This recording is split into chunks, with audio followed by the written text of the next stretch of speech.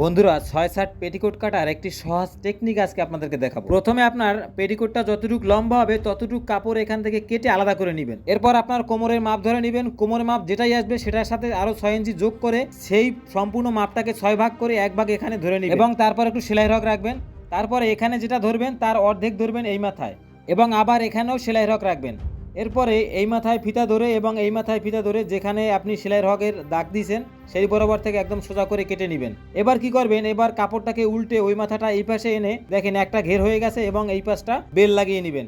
তো আমরা দেখেন এইখানে কিন্তু কোনো সেলাই রগ রাখি নাই, নিচেও রাখি নাই, উপরেও রাখি নাই, কারণ নিচে যে সেলাইটায় আপনি যে ভাঙ্গাটা দিবেন এইটা কিন্তু উপরে যখন আপনি বেলটা লাগাবেন এখানে 2 ইঞ্চি চওড়া একটা বেল হবে। বেলটা লাগানোর পরে কিন্তু আপনার লম্বাটা একদম সমান সমান হয়ে যাবে। এবার আমরা বেলটা কেটে নেব। বেলটা চওড়া দেবো 5 ইঞ্চি এবং এটা লম্বা দেবো কোমরের মাপ আগে যেটা বলেছিলাম 5 ইঞ্চি লুজ দিয়ে যা আসবে সেটা এখানে দিয়ে নেবেন।